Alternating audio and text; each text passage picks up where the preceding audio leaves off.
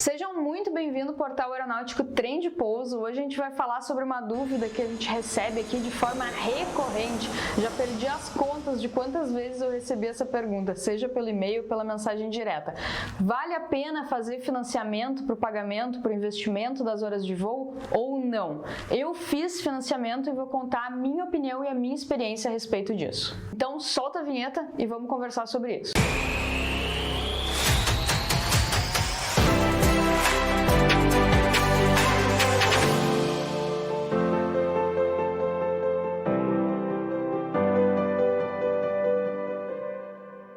Antes de começar o vídeo aqui, tem muita gente no canal assistindo aí, porém ainda não está inscrito, então nos dá uma força aí. A gente quer chegar até o final do ano em 10 mil inscritos, então já começa aí curtindo, compartilhando o vídeo, se inscrevendo no canal para sempre que saia um vídeo novo aqui você receba, você não perca essa informação de qualidade, ok? Então vamos falar sobre isso. Eu fiz financiamento na minha época, há 11 anos atrás, vou explicar como que eu fiz isso, qual foi a minha percepção na época e qual é a minha percepção hoje. Então, para quem não me conhece, eu sou a Karen, instrutora aqui do portal, e comecei na aviação bastante cedo. Tinha 17 anos, queria muito ser piloto, queria fazer faculdade, queria fazer muita coisa, mas eu não tinha recurso financeiro na época para isso. Claro que eu era jovem, entusiasta, um pouco doida também e fissurada por aviação.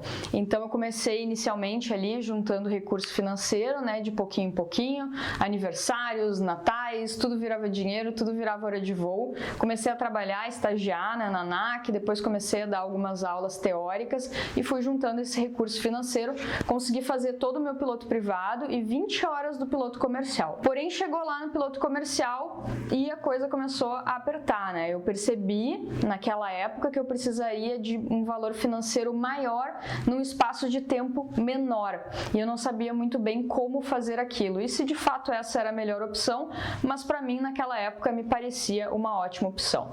Então eu consegui, com um familiar, um empréstimo consignado para o restante das minhas horas de voo. Na época aquilo foi muito bom, né? Foi a forma como eu consegui dispor do recurso financeiro para então investir nas minhas horas de voo. Porém, isso tem um custo bastante elevado. Primeiro, o risco, porque a gente não tem certeza que a gente vai conseguir se colocar no mercado de trabalho para pagar aquele empréstimo, né? O meu empréstimo vai até 2025, estou pagando ele, deu tudo certo, valeu a pena, mas é um risco que quando tu faz o financiamento tu não sabe se tu vai de fato conseguir arcar com isso. No caso eu fiz ainda um empréstimo consignado, então o juro associado a isso é bem mais baixo do que os empréstimos normais de bancos ou de financeiras. E mesmo tendo um juro muito baixo hoje, fazendo as contas, eu vou gastar 3 vezes mais do que eu gastaria se eu tivesse conseguido recurso próprio para investir naquela época na minha formação. Quando a gente fala das horas de voo, é a parte que de fato é mais pesada do curso, em função de que a maioria das pessoas, e eu também naquela época, enxerga o valor total, né? E esse eu acho que é o principal erro das pessoas, porque quando tu fala de uma faculdade particular, por exemplo, tu não enxerga o valor total que tu vai pagar por aquilo, mas tu enxerga o valor em partes, né? Parcelados, o boleto da mensalidade que tu vai receber ali, se ele cabe de fato no teu bolso. Então, na aviação, a gente precisa pensar no valor financeiro referente às horas de voo também dessa maneira. Claro que é um pouco mais difícil porque exige mais planejamento e também orientação no que se refere ao teu desempenho no treinamento prático de voo. Tem vídeo aqui no canal, inclusive, falando sobre a frequência entre os voos, como otimizar a sua hora de voo. Então, é só dar uma pesquisada aí no canal que tu vai encontrar vários vídeos relacionados a isso.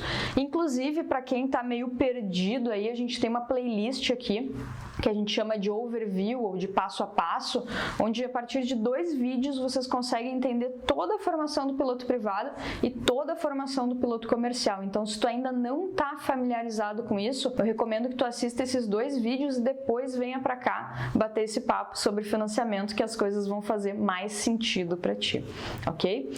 Então, quando a gente fala do curso de piloto, é muito comum as pessoas se assustarem, se apavorarem porque enxergam o valor total. Eu também me apavoro devorei naquela época, 11 anos atrás.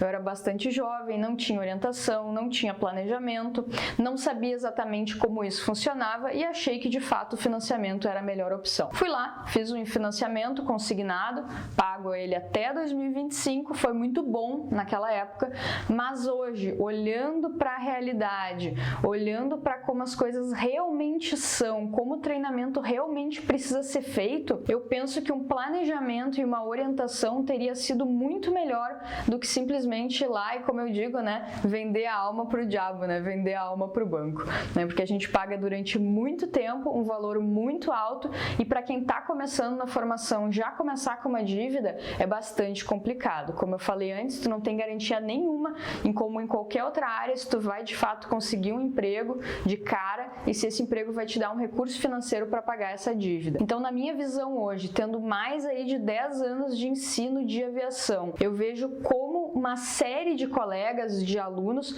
conseguiram fazer um planejamento que coubesse na sua realidade, que coubesse no seu bolso e realizassem então o seu sonho. Muitos deles, inclusive, fazendo faculdade.